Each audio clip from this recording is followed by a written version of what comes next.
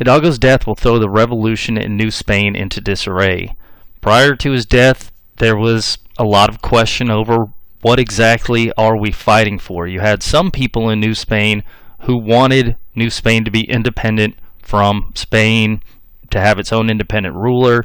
You had some other people who didn't want to listen to Joseph Bonaparte, didn't want to be a part of the French government essentially, and were fighting against that government. Some people are going to be fighting against the colonial government of New Spain, thinking they have ties to Joseph Bonaparte. Hidalgo had briefly brought these groups together and brought criollos and Indians together. Again, a lot of Indians and mestizos had been fighting this independence movement or fighting this revolution, not necessarily because they cared about social issues and the Enlightenment, but simply because they'd been oppressed for hundreds of years at this point. So when Hidalgo died, you're going to have this lull. Essentially, there's not going to be anybody for a period of time to bring these disparate groups together, criollos, Indians, and you're not going to have anybody with a clear direction over what the people of New Spain are fighting for. Well, beginning in 1812, this guy right here, Jose Bernardo Gutierrez de Lora, he's going to have his own idea about how to bring this revolution, or how to unite criollos and Indians. And his idea is going to be not just to declare independence from the colonial government, but he thinks the people of New Spain should be entirely independent from Spain, whether Spain be under Joseph Bonaparte or whether it be under the King Ferdinand VII. Whether he returns, Gutierrez de Lora would say it doesn't matter, we should be independent. So he had initially followed Hidalgo. He saw Hidalgo didn't have a lot of direction for his revolution, and then when Hidalgo dies, Jose Bernardo Gutierrez de Lora will decide, I'm going to take over, I'm going to reunite these factions. And after Hidalgo's death, he saw a lot of people, instead of fighting together, were just fighting whoever for money to redress old grievances. Well, Gutierrez de Lora wants to unite these groups, and the way he thinks he can unite these groups is if he gets the support of the United States government. He thinks that this Republican government, if he goes and approaches them and he says, hey, we're down here in New Spain, we're going to try to gain our independence from Spain like you did from Britain, will you support us in doing this? Once we're done, you can we'll become economic partners.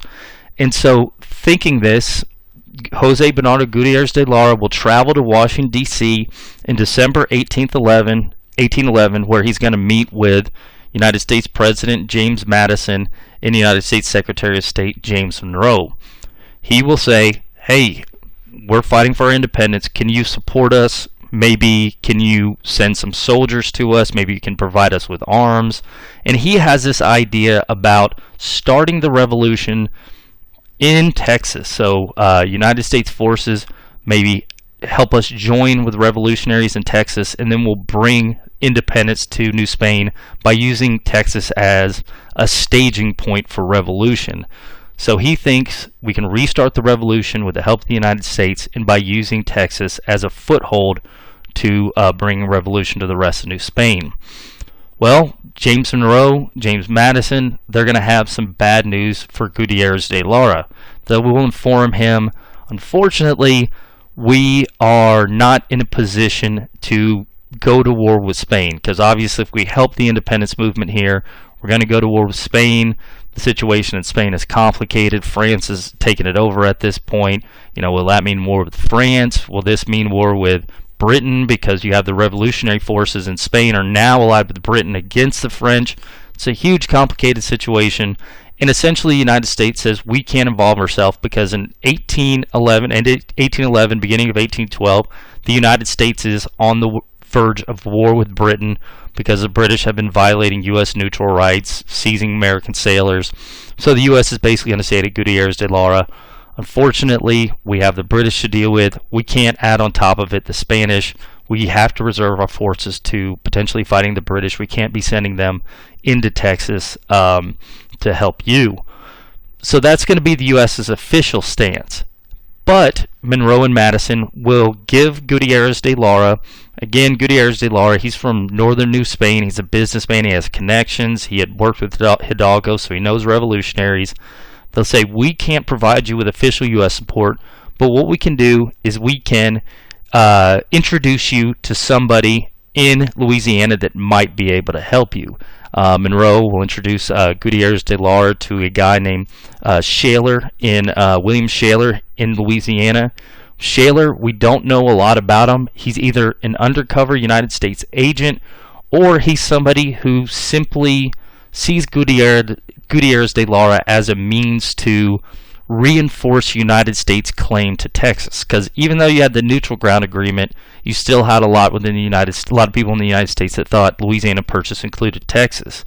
So whatever Shaler's goal, James Monroe will introduce him to William Shaler, and in Gutierrez de Lora will arrive in New Orleans. He's going to meet with Shaler. Shaler will introduce him to an American named Augustus McGee. And together, Gutierrez de Lora and Augustus McGee, they're going to start recruiting not American soldiers, but a private American army. So what Gutierrez de Lora will start saying is, if Americans come and join me and help me overthrow the Spanish government beginning in Texas, what I'm going to do is, once we gain control of New Spain, once we throw the Spanish out, I'll start handing out land to anybody that assists in our efforts. Shaler introduced him to Augustus McGee. McGee used to serve in the American Army. He has connections to people in Louisiana. And you actually have a lot of people here in this Louisiana area that by this point, 1812, a lot of this land that had become available, in particular this cotton growing land around here, there had been such a rush at the beginning of this cotton revolution to take the cotton growing land that you got a lot of it already bought up. So you have a whole group of private American citizens, a lot of them are sitting around here in New Orleans, that want to grow cotton. They want to make money off it, just like all the wealthy have been. And a lot of people that first arrived in Louisiana and a lot of this territory had, and had claimed the cheap land. Well, a lot of these guys hear Gutierrez de Lora offering free land in Texas, and this excites their curiosity, because they know if we go to Texas, there's a lot of cotton growing land there, and if Gutierrez de Lora and Mexico's independent, then we'll get a lot of land in Texas and we can make a lot of money from it. So with Augustus McGee's help, he's going to gather together a force of a couple hundred men. It's initially going to be a couple hundred. Eventually it's going to grow to over 1,000. But Augustus McGee and Gutierrez de Lora will invade Texas with just couple hundred Americans, and these are just private Americans. These are just guys who are looking for land. They're going to invade Texas beginning August 1812, and they're going to march on Nacogdoches. So just these private Americans looking for cotton land. Gutierrez de Lora says, you come in and you help us, you'll get this land. So the army's first going to march on Nacogdoches. Now Nacogdoches, Salcedo, he's actually just about to retire. He's already officially petitioned to retire. He had stationed a lot of forces in Nacogdoches, some in Trinidad de Salcedo. But when this army starts to come across, just because of the nature of Nacogdoches, it's so far from supplies, things like that. A lot of the soldiers out here poorly supplied, and a lot of them, by the way, have connections to Louisiana because there's still illegal trade going on in this region. And so you have poorly supplied Spanish soldiers. Americans start invading, and these Americans are going to very quickly take Nacogdoches. So they're going to quickly take Nacogdoches, and they're going to start marching on Trinidad de Salcedo. Now, a lot of the soldiers that have been stationed here in Trinidad de Salcedo, some had been displaced in order to deal with Hidalgo and deal with other matters relating to the fallout from the independence movement. So when they start marching on Trinidad de Salcedo, the soldiers protecting this, there's not very many at all, and a number of them will flee in the face of this American invasion. So what you have from August 1812 to October, or September to October to November, is people moving in, and the Spanish are going to easily take Nacogdoches, easily take Trinidad de Salcedo. And as they're moving in, word is going to start arriving back in the United States. Hey, these guys are coming out here. They're having a lot of success, and this Gutierrez de Lora is offering free land. So you're going to see a lot of Americans rushing in for free land. To a lesser extent, hey, we're also helping these guys become independent from Spain. So Gutierrez de Lora's army will increase by a couple hundred. By the end of 1812, again, it's closing in on 1,000 people. Well, it starts moving down here, and it's not just going to be Americans arriving into his army, because as word arrives that the independence movement's starting back up, you have primarily Criollos. They hear a Criollos operating his army. It's not like Hidalgo, where people again worry that it's Indians and the Indians are going to attack anybody white. They're seeing Americans leading this, and they think Gutierrez de Lora has his stuff together. So you'll actually also see revolutionaries from northern Mexico start joining and arriving up here to join his army. So this army of Mexican revolutionaries and Americans, sort of this joint army, will then march on La Bahia. They're going to surround a small force of Spanish soldiers here in La Bahia. They'll eventually take La Bahia. McGee is going to die of illness while in La Bahia, but then they're going to march up here to San Antonio. Now this is where a lot of the Spanish soldiers had fallen back to, and so when Gutierrez de Lora and his army march here, there's going to be a confrontation, March 1813, between it's actually Nemesio Salcedo's nephew and these American forces. There's going to be a series of small battles here, but the Americans are going to successfully, Americans and Mexican revolutionaries under Gutierrez de Lora will successfully defeat the Spanish outside of San Antonio. They'll actually take Nemesio Salcedo's nephew, Manuel Salcedo, into custody. Once they get into San Antonio, you'll see that Gutierrez de Lora, he has a printing press. He's going to officially declare Texas this first Republic of Texas. Basically, he's going to say this will be the starting point for this wider independence movement. He's going to start printing out this propaganda, basically saying, people of northern Mexico, if you join me, then we'll be independent of Spain. And he's going to, actually one of the announcements says, the bonds that have kept us bound to the dominion of Spain have been severed forever. So we're starting the full separation from Spain, and you guys should join us. And he's going to make it clear, unlike Hidalgo, we don't have ties to the Spanish king. We're fighting for our independence. Gutierrez de Lora is going to get into San Antonio. We have this raise this green flag. So here's the printing press. He's printing all this propaganda out. Prints what you would call the first newspaper in Texas. This is actually the first printing press in Texas. And this Republic of Texas, this first Republic of Texas, beginning in 1813, they'll raise this green flag over San Antonio. You'll actually see some citizens of San Antonio, a lot, are unsure what to think about this army coming in. A lot up to this point, Texas, except for the De las Casas revolt, sort of been at the fringe of the independence movement. A lot of people don't care really one way or the other. They're worried about Indian attacks. They're worried about living day to day. They have, issues acquiring food. And they see the Spanish army in here. Then they see this army of Americans and Mexicans and working together. A lot of people are sort of confused by what's happening, but some are going to end up supporting the Revolutionary Army. And again, you're going to get more Americans coming into the army after they're hearing these guys have just taken San Antonio. Gutierrez de Lora is offering free land. And you also get some more people coming up from northern New Spain who want to support Gutierrez de Lora. So you have this joint United States-Mexican army in San Antonio. Well, from March 1813 to August 1813, this new Republic of Texas, this first Republic of Texas, as some people refer to it, will begin to face problems. And in particular, we'll see Gutierrez de Lora in the Mexican part of his army is going to start having disagreements with the Americans and their part of the army. Now, there have been disagreements somewhat from the beginning. Augustus McGee had sort of kept things together, but with him gone, these divisions will start to increase. Some Americans are going to be upset because they were under the impression that they were fighting with Gutierrez de Lora under the idea that they were going to get land in Texas, and then the United States would acquire Texas and it would become part of the United States. And they thought it was going to be, again, sure, a foothold for bringing independence to the rest of New Spain, but ultimately it would be returned to the United States. Gutierrez de Lora says that's not the case. It's going to be a part of independent Mexico or independent New Spain.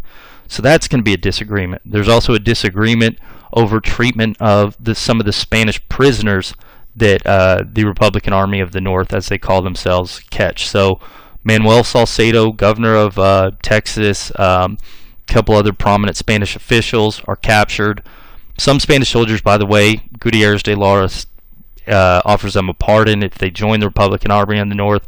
But some of the high-ranking guys, like Nemesio Salcedo's nephew, they say, no, we can't trust these guys. And Gutierrez de Lora is going to decide to execute them. This is going to be against an agreement they made for the Spanish soldiers to surrender. And so they're taking out these high-ranking Spanish officials, executed. The Americans and the Army don't think that's right because they were promised they wouldn't be executed. So this is going to be some disagreements over that. So again, Americans thought they were fighting for land, but they thought Texas was going to become part of the United States. Gutierrez de Lora says, nope, you can have land, but it's going to be part of this new Mexico. And then the disagreements over treatment of Spanish prisoners. So while this group takes over Texas in 1813, they start having these divisions. Well, this will be, I guess this depiction right here is sort of this these disagreements. Well, this is going to play into the hands of a new Spanish general that had recently arrived in northern New Spain, a guy named Joaquin de Arredondo. So Arredondo was from Spain. He was a prominent general. He had fought Hidalgo's revolutionaries in northern New Spain prior to this. He had actually been headed in the direction of Texas to put down the De las Casas revolt when he received word that the people of Texas had turned against De las Casas.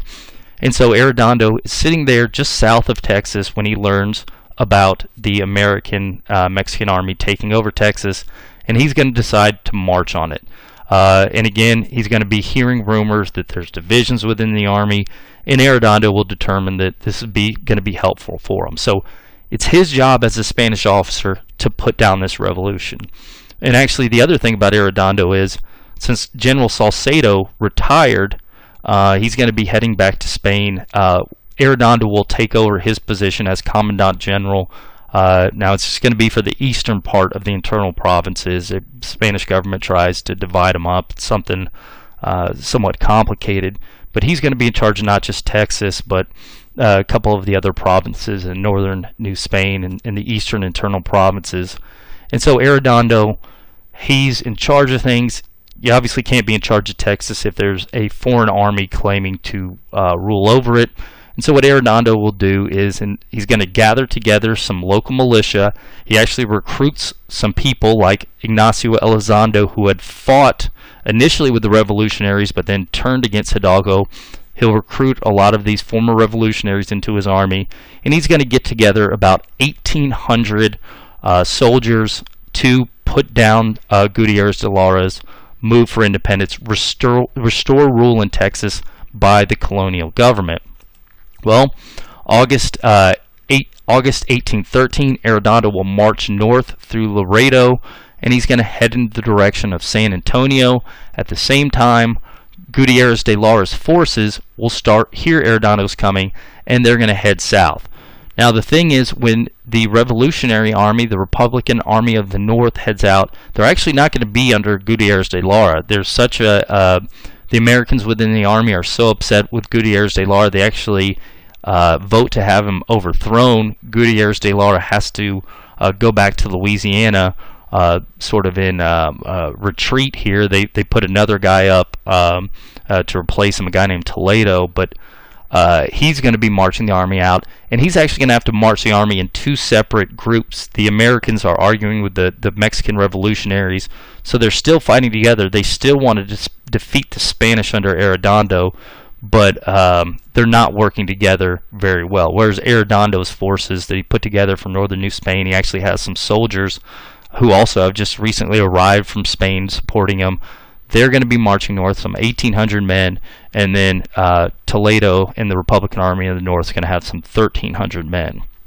Well, the Republican Army of the North marches out, and they actually set an ambush for Arredondo's forces just south of San Antonio. We don't know exactly where they're setting an ambush, but it's on the road somewhere from Laredo to San Antonio. Arredondo's marching north. He learns that there's an ambush ahead. He's going to send Ignacio Elizondo and a couple other cavalry ahead to look for the ambush. These guys will fall into the ambush, and the 1,400 men of the Revolutionary Army will then set off after Elizondo and the cavalry Arredondo had sent out, believing this is the whole of the Spanish army. So it's just a couple hundred cavalrymen. They run into this trap. The cavalrymen are able to get out, and we're going to see these revolutionaries head after them as if this cavalry is all the Spanish army. They don't realize that Arredondo has set the rest of his men into a trap, and the cavalry are leading the Revolutionary Army into this trap. And actually, as the Revolutionary Army is following this sort of scout cavalry group, some of the people start saying, hey, maybe this is a trap. Hey, maybe we should turn back. I think we might be heading into a bigger Spanish forces, a bigger group of Spanish forces. And so there's a lot of disagreements between the Americans and Mexicans, in addition to the disagreements they had before. Well, Arredondo, again, he marches north, somewhere just south of San Antonio. He's going to take his men, and he will put them in this sort of brush that will be this brush oaky area. He's going to line his men up in sort of this formation where he has the cannons here, cannons in this other area, and the cavalry are going to be fleeing away, and the Republican Army, the revolutionaries, they're trudging after them. They're going to have to leave their cannon behind because it's a hot Texas day, you can imagine, in August, and these guys, a lot of them don't have proper water. They thought that they were going to be setting the trap, but now they're after this Spanish cavalry. So they're going to be dragging this through the sand, and eventually they're going to leave some of the cannons behind. And again, they think the cavalry are the entirety of the Spanish army. They don't realize that Arredondo set this trap. So the Republican Army, on August 18th, 1813, something that's going to come to be known as the Battle of Medina, they're going to fall into this trap set by Arredondo. Arredondo puts his soldiers in almost a V and tells them, don't shoot until the revolutionaries get within, we can see the white of their eyes, essentially. And so the Republican Army, they get in here. As they start to fall in the trap, they notice, hey, wait a minute, look in the trees over there. Isn't that the Spanish army? At this point, the Spanish army is going to open, and Arredondo's army is going to open fire on the revolutionaries, just killing, within the first minute, killing a couple hundred of them. So the Revolutionary Army, about 1,400 by this point, they're going to fall into the Spanish army's trap, and very quickly their numbers are going to be reduced from 1,400 to, I don't know, something like 1,100 within a matter of minutes. Now, you're going to see the revolutionaries, some of the Americans, and again, it's going to be interesting because it's Mexican revolutionaries on one part of the Revolutionary Army, Americans on the other part of the army. Because they're divided, they can't push up together.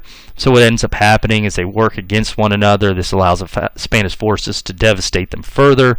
And we're going to have this Battle of Medina be almost a complete rout. The Spanish are going to lose just something like 50 men, whereas the revolutionaries are going to lose all but about 100. Actually, some of this army is going to make it away initially from the battlefield, but the Spanish, Arredondo will order the Spanish army to track them down and kill them. So you'll see a lot of revolutionaries run away, try to make it back to the United States, but the Spanish army will start stabbing them. Arredondo basically says he's a hard-nosed guy, hardcore guy. He wants this revolution completely stamped out.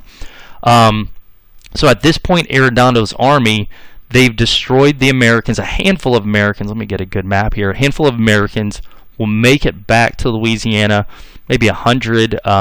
Toledo makes it back to Louisiana, and actually Gutierrez de Lora, he's already over here because he had been forced out before. So you will have a handful of survivors from the Battle of Medina, but the vast majority will be killed in the Battle of Medina or fleeing.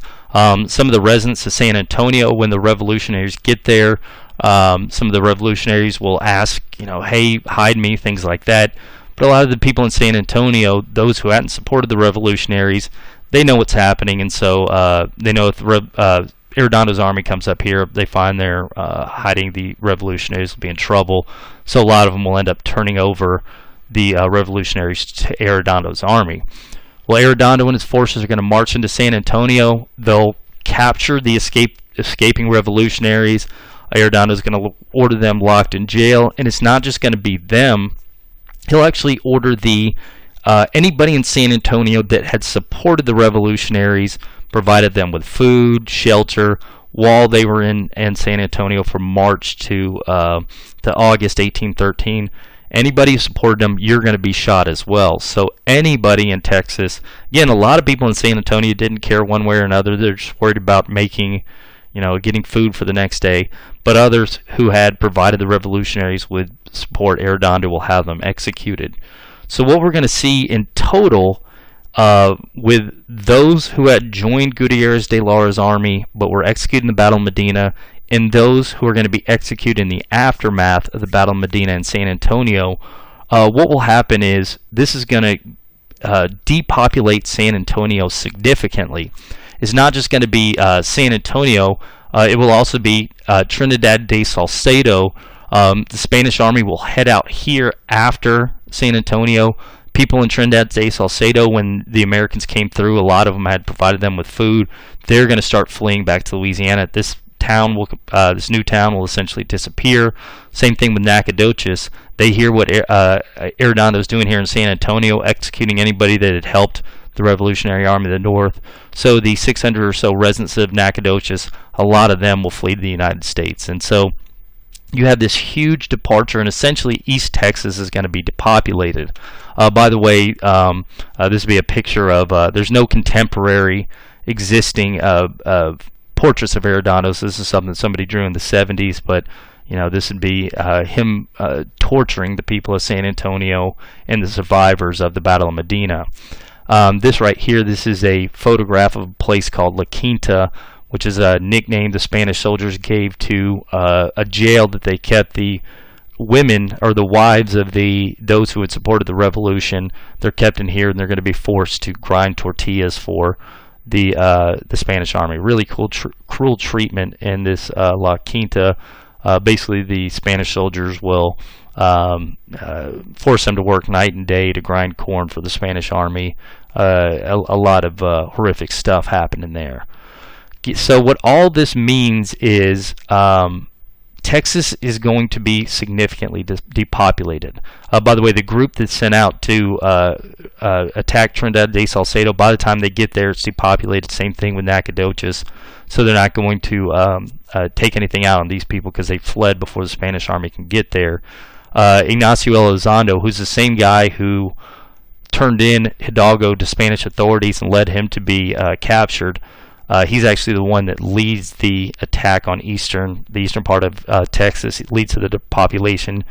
A member of his army gets so upset over the death they saw in San Antonio, and actually saw Elizondo managed to capture a handful of fleeing revolutionaries, killed them on the way to East Texas. One of his soldiers gets so upset by this that they'll stab and kill Elizondo. He sort of goes crazy and kills Elizondo. But what all this means is that Texas is essentially depopulated by half. Nacogdoches is gone. People fled over here. Trinidad de Salcedo is gone. People fled over there. Population of San Antonio reduced significantly. Maybe 2,000 people in San Antonio, 1813. Well, some of those had joined the Revolutionary Army. They were killed at the Battle of Medina. Others who had supported them are going to die in the aftermath. Arredondo will execute them. Some people that supported the revolutionaries are going to manage to escape to the United States. But altogether, you had maybe 4,000 people in Texas prior to August 1813. After August 1813, that's down to maybe 2,000 or so people. So what all this means is that now you have this Texas that before the Battle of Medina was having trouble keeping Americans away and keeping Americans from moving into Texas.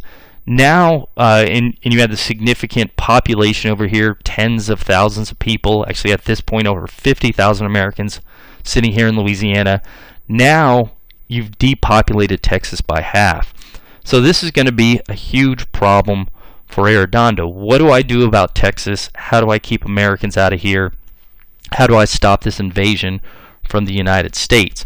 Well, Arredondo is going to decide, for the moment, I'm going to keep Nacogdoches depopulated, keep Trinidad de Salcedo. We're not going to restore those.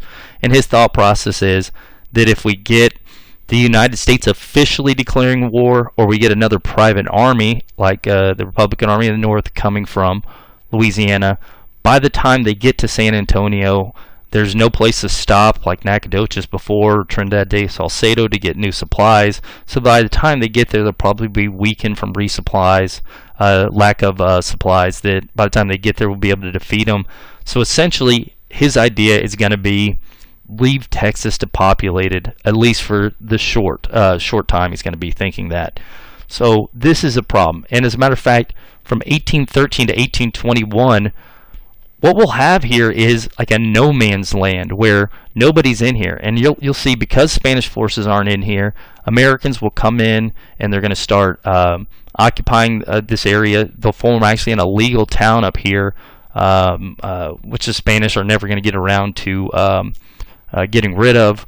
We'll see also Americans start coming in and trading with Indian groups. And this is going to be a huge problem because Spanish, the problems with Napoleon in Europe, the fact that Spain had been taken over by Napoleon, and the war for independence happening within New Spain means that the Comanches are no longer getting the tribute that the Spanish had been giving them since the late 1700s. So these Comanches, they're wanting iron, they're wanting firearms, things like that. Well, we can't afford to give those things to you because our soldiers need them. The Apaches, who had been on these reservations over here, the Spanish government's not going to be able to provide them with rations to live on these establecimientos. So what you're going to see after 1813 is a lot of these guys, without getting these rations, will start attacking Spanish possessions again. So this peace gets shattered, and it's actually going to be encouraged by Americans coming in to trade with the Indians. So what they'll tell the Indians to do is, especially a lot of slave owners here in Louisiana, they need draft animals, cows. They need them for food, to pull plows, things like that. They need horses. So if you steal these things from the Spanish, bring them over here, we'll give you money for them. So Americans will start to encourage these Indians to go on the warpath. What's Arredondo supposed to do about this? How can you deal with these guys when you also, even after Gutierrez de Lora dies, after his revolution dies, it doesn't mean that there's still, not going to be people calling for independence. So you can't just completely devote soldiers to fighting Indians. Well, what Arredondo will initially try is he's going to try to build a fort. Where are we at here? I think I'm going backwards a little bit. Yeah, he'll try to build a fort just outside of San Antonio, in the area near San Marcos, to prevent Indians from attacking, and then to essentially send soldiers out to deal with Americans coming in to trade with Indians. But this fort is going to be he's not going to have enough money to invest in it, and when the guys he sends out to build the fort go out there, they're going to start being attacked by Comanches, and the fort never is going to be built. So now you have this problem with Indians. This is going to be something that Spain hadn't been facing here for over a decade. That's going to be an issue here.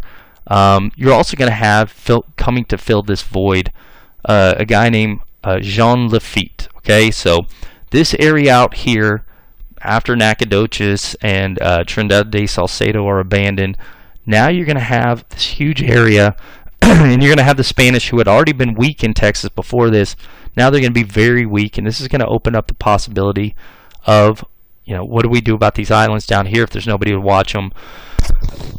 Well, this pirate named Jean Lafitte, he's French. He had been pirating various vessels in the Caribbean. He'd been doing a lot of illegal trading with the United States. The United States had banned the African slave trade from Africa, still doing African slave trade within the United States, but he would illegally bring slaves from Africa into the U.S., not only a slave trader, but again, a pirate. So Jean Lafitte is going to see this abandoned East Texas as an opportunity, and he's going to set up a pirate base on what's today Galveston Island. And again, he's going to be able to run this thing because the Spanish don't have a lot of presence in the area. Now, hypothetically, the Spanish Arredondo could send forces out here to deal with John Lafitte. But the interesting thing is John Lafitte will be providing the Spanish with information from Louisiana about potential invasions from Louisiana. So he'll be informing the Spanish. He's got his brother stays back in Louisiana. So the Spanish are going to sort of tolerate him on Galveston because he'll occasionally provide them with information. Hey, the Americans, private army over here is planning to reinvade Texas. They tell the Spanish, and the Spanish will be able to prepare for these potential invasions. So they sort of put up with Lafitte and his army. Well, Lafitte is going to open the possibility for a different group. By the way, his pirate base on Galveston, a couple hundred people at one point, this will reach up to. Well, right as soon as he's building his base, something will happen to Napoleon. So beginning 1814, 1815, Napoleon will go down. As first, he's defeated by these Prussians, a bunch of other groups in Central Europe. He initially goes into exile in the Caribbean. I'm sorry, not in the Caribbean, in the Mediterranean. But he comes back, tries to take over France in 1815. He's defeated a second time. So what all this means is the King of Spain is going to return to power. He's going to take power. And now Napoleon is going to be exiled somewhere else. They don't kill him. They're going to put him in exile. They decide to put him in exile in the Atlantic. And now we have all these French generals who worked under Napoleon. They're going to see their champion, their emperor, now in exile. And some of them are going to want Napoleon to return, create a new empire. One of those guys that was Napoleon's main general is going to be this guy, Charles Lalemant. He worked for Napoleon, and actually after Napoleon got defeated at Waterloo and British forces said, Napoleon, you're going to exile, Charles Lalemant offered to go into exile with Napoleon. He was refused that, but he's going to be allowed to go free. At this point, Lalemant will go to Louisiana. He's going to meet with all these Americans, some of the survivors from the Gutierrez de Lora expeditions, meets with Gutierrez de Lora actually himself, and a lot of these guys, and they're going to be saying East Texas is abandoned. So what Lalemant's going to decide to do is, in 1816, is to create his own French community in East Texas where the Spanish have abandoned it. And what he wants to do is create this community. Once it's up and running, go free Napoleon from exile, and then start this new French Empire. So 1816, he goes out here. He actually initially stops in this pirate base. So first he stops in this pirate base, 1816. He's going to stop in here, get some reinforcements, 1817. And then 1818, he's going to ask the Laffittes, who he thinks are going to support him, because the Laffittes are also French. He thinks they're going to help him in those efforts, and they initially do. They're going to tell him there's a good place to build a fort right here on this Trinity River right here, and he's going to build. Lalemant will have a couple French exiles with him, and he'll build this Chomp Daya here on the Trinity.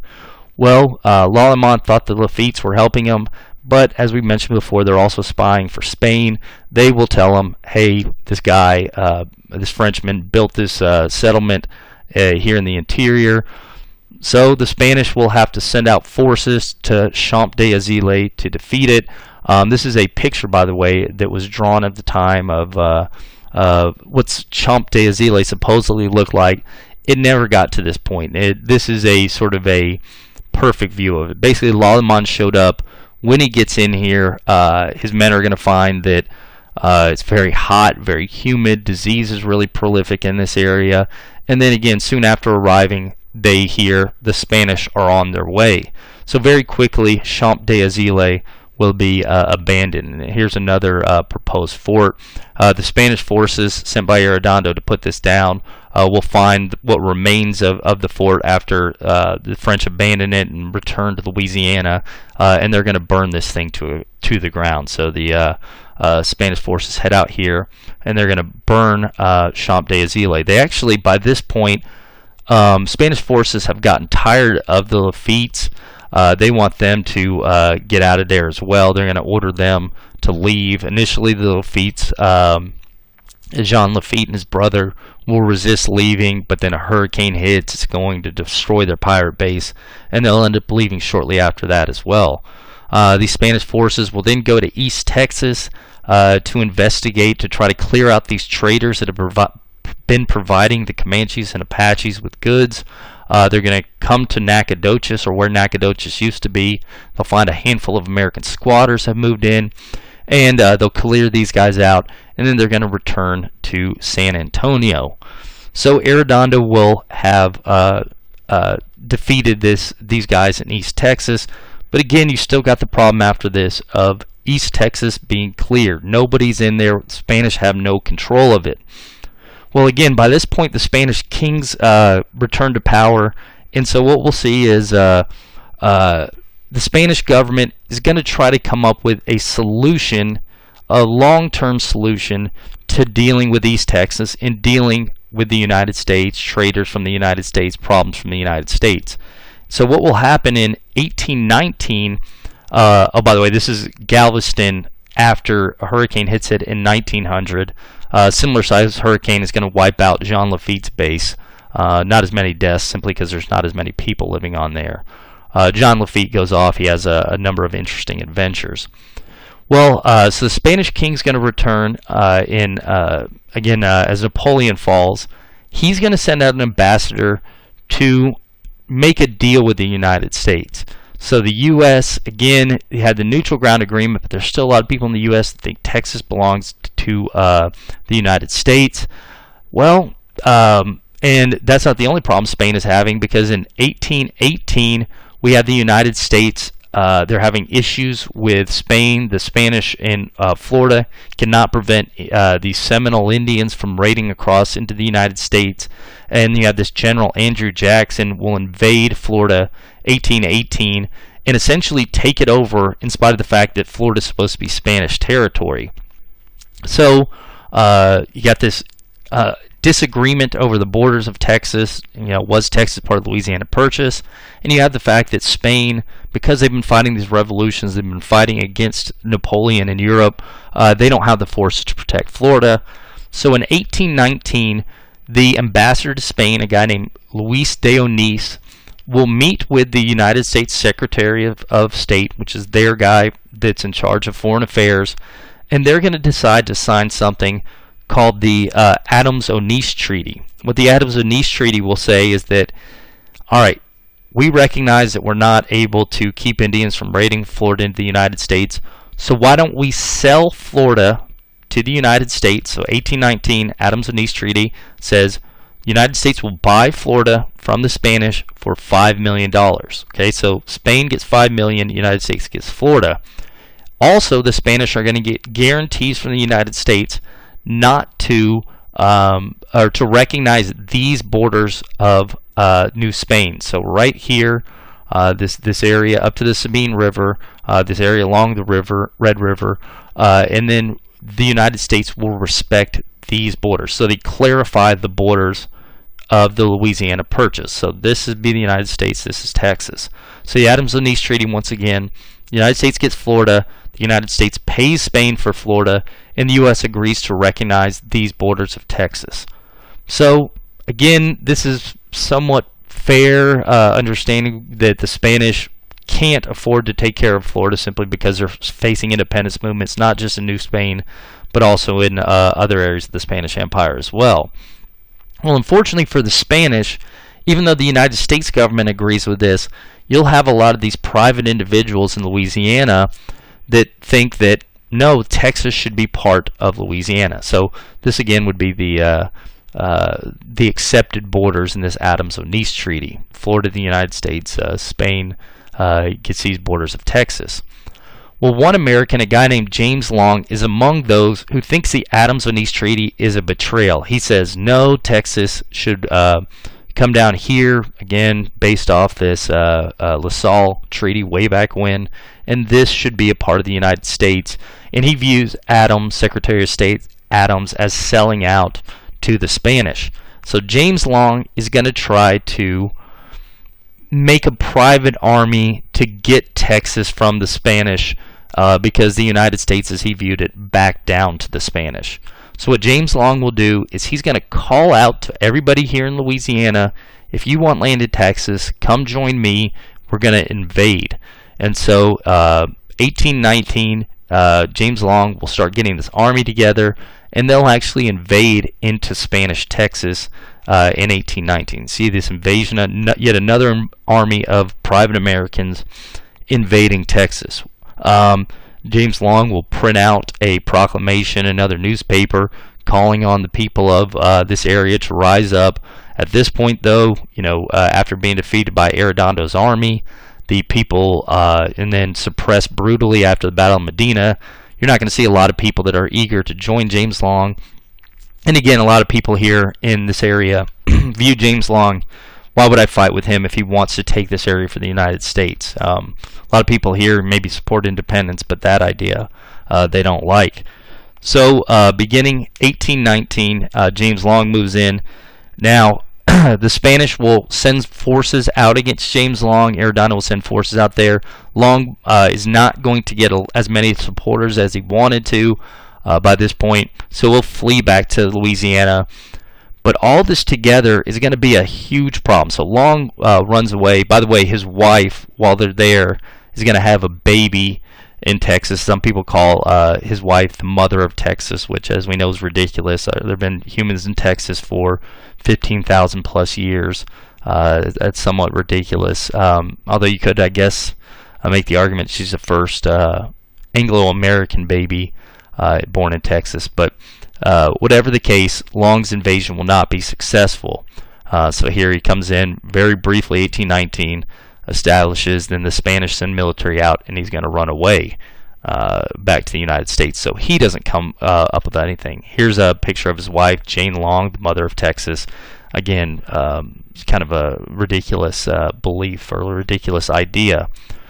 Well, even though Long ran away, this is going to be another slap in Arredondo's face. We have problem with Indians. The Indians are rising up. We have underpopulated Texas, again in part because Arredondo himself had so brutally repressed the revolution after the Battle of Medina. So how are we going to get people to back to Texas? How are we going to get this thing, form this buffer to the United States? Because even though the United States agrees to these certain borders, to these new borders, again, new borders are going to be up here as soon as U.S. Congress approves of it. Even though the U.S. government approves of it, again, you have private citizens that do not. So how are we going to deal with this? Well, Arredondo in 1820 will begin considering a number of plans. One thing he's going to do is start offering pardons to some of the revolutionaries that had run off into Louisiana.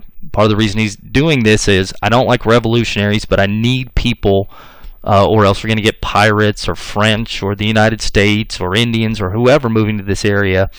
So if I can get people coming in here, then pardon them. I just want people. He's going to want a lot of these people to return because he'd like to reestablish Nacogdoches, so he can start sending soldiers to this area to again form this patrols in this region to watch for people coming in with Indians. So part of his plans to reestablish Nacogdoches, part of it to offer pardons to potential revolutionaries. Arredondo also has plans to, if he can get the money, to form a port in Texas. So one of the big issues we've been talking about for a long time is, in order for goods to get to Texas, they got to go all the way through Veracruz and come up here. Well, we need to build docks, things like that, so goods can come directly into Texas. So he's going to start petitioning the King of Spain for money, funds to build a dock in Texas. Another thing he wants to do is find an export crop for Texas. So besides cattle, Texas hasn't produced anything of significant value for the Spanish. So he initially tries to propose the idea of tobacco. Maybe we can get Texas into a tobacco growing place. Again, the idea of cotton has been floating around, but you don't have the infrastructure here to do it. Maybe we can grow tobacco instead. Another thing he's going to propose is the idea, here would be his proposed port, building that down there. Another idea he's going to have is to foster relations with the Caddos. So the Caddos are sitting here on the border between Texas and Louisiana. As we talked about, the Caddos by this point, very Europeanized. Well, the Caddos had, after the United States had taken over Louisiana, they'd been facing a lot of problems because a lot of American traders would go into these Caddo villages and they would ply the Caddos with alcohol and other goods. A lot of times that the French did trade with the Caddos, but not to the extent these United States traders. And a lot of Caddos, falling to alcoholism, that type of thing. And there's also some Caddos that start to resent this Europeanization of their culture.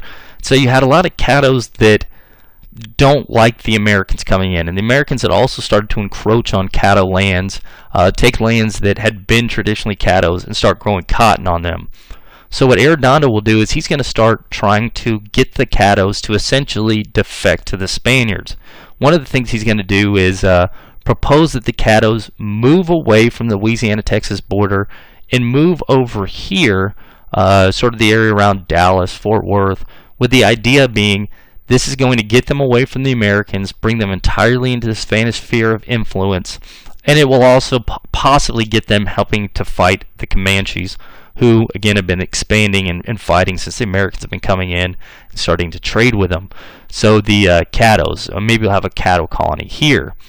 So we've got this as one of these options. Another thing Arredondo will consider is this idea of bringing in Europeans. He's going to come up with the idea of possibly bringing Germans in. Luis de Onís, the guy who negotiated the 1819 treaty, he had been in talks with the Swiss to bring in potentially 10,000 Swiss to populate Texas. And then there's also talks about bringing some Indian groups from central New Spain, including these Tlaxcalans that had helped Cortez 300 years before in defeating the Aztecs, maybe populating them up here. So a lot of talks about how to populate Texas. Well, in the middle of all these discussions, Arredondo will receive a very interesting proposal from an American named Moses Austin. So Moses Austin was American. He had actually lived in the Louisiana Territory when it was under Spanish control. He was born in the area that would be was part of the United States, Virginia, but he moved out to Louisiana, was under Spanish control, and he lived under Spain for a brief time before, again, Louisiana was turned over to the French and then turned over to the United States. So he'd been a Spanish citizen, but he'd spent most of his life in the United States. So Moses Austin has experience under Spain. He moved to Louisiana, and what Moses Austin had noticed in the 18-teens was, again, land in Louisiana, good for growing cotton, but by the late 18-teens, a lot of this land had been acquired by the wealthy, people to grow cotton, and there were a lot of people left in Louisiana that didn't have cotton land who wanted it. Austin looks over, sees that this eastern part of Texas is unpopulated, and so what he's going to do is he's going to propose to the Spanish government. He'll travel here in 1820, travel to San Antonio. When he gets there initially, Spanish government's like, no, we're not dealing with Americans. You guys always invade. You got your private army. And so initially meeting with the governor actually refuses to meet with him and says, GTFO, we're not going to bring in Americans.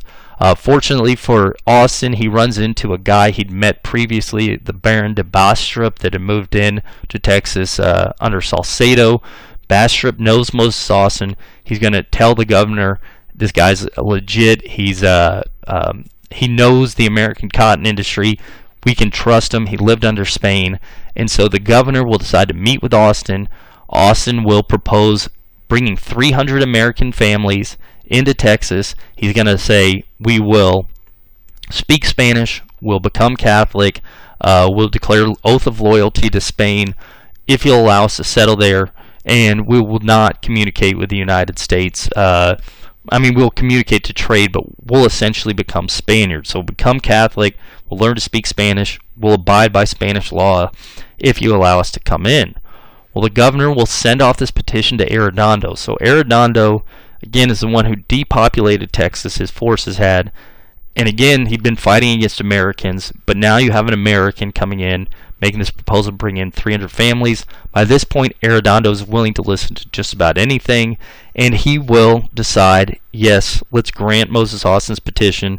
Again, he's going to say, in order to come in, you have to be Catholic, you have to speak Spanish, you have to follow Spanish laws and Spanish customs, and he also puts on the caveat that you have to help us fight these Indians and fight American traders from coming into these Indians. So it's this weird thing that they're wanting to have a buffer to the United States, but they're going to use Americans as part of this buffer. And Arredondo will actually say this will bring a much needed boost in industry. What it particularly he's talking about is industry to cotton industry. He thinks that they'll bring in cotton gins, slaves, things that the Spanish don't have in Texas that the United States has.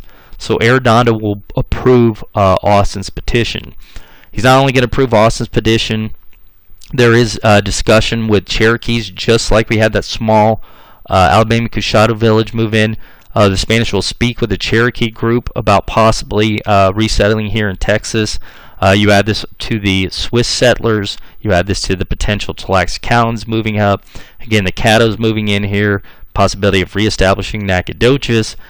And it looks like by 1821, there's a plan in place to revitalize Texas after it was essentially torn apart after the events of 1813.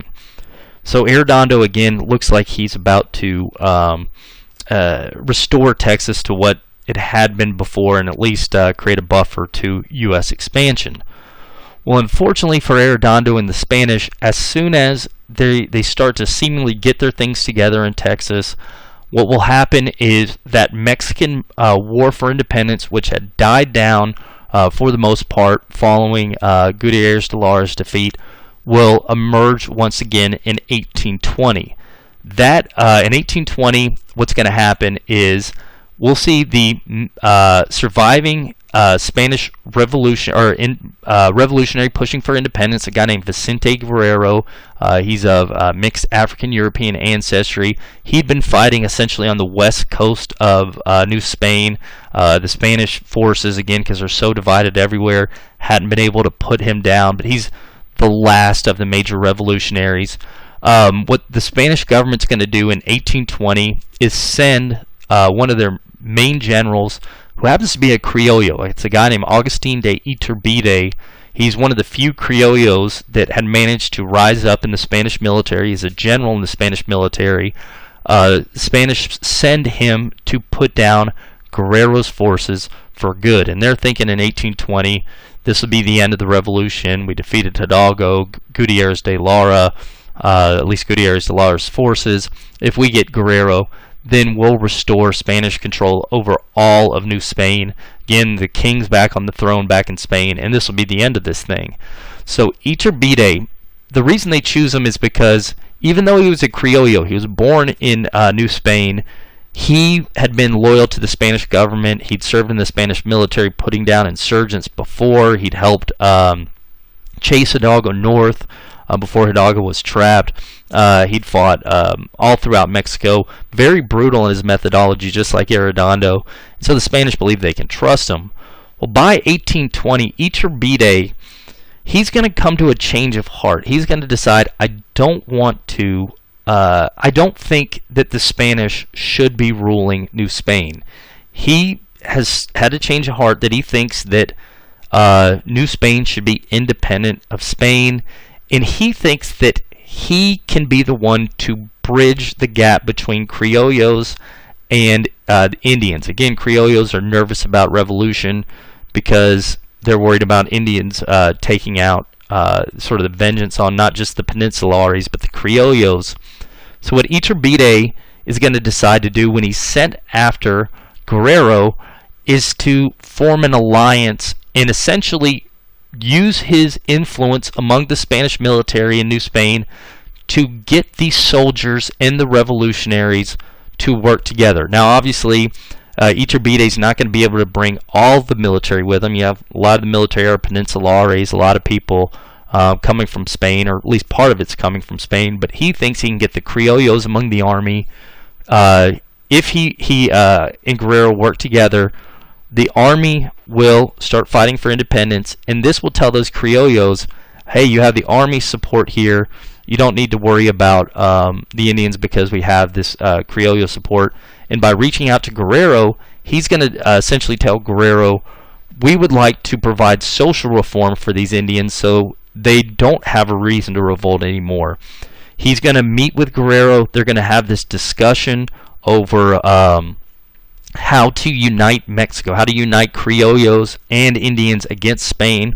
What they're going to come up with is something called the Plan de Iguala. What this is going to say is that Mexico is independent from Spain, and it's going to say this new Mexican independent nation will have Roman Catholicism as its national religion. So they don't think that they think that this will, a lot of Indians by this point, vast majority are converted to Catholicism. They have strong ties to the church.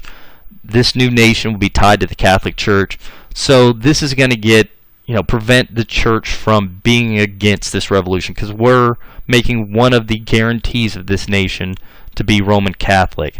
The other thing it's going to say is that no longer can you be excluded from office based on place of birth or heredity. So this will say that essentially, obviously Criollos can start serving if there's no basis on heredity. It even opens up the possibility for people of Indian and African ancestry to serve in the government. So that's going to be agreed upon between Guerrero and Iturbide.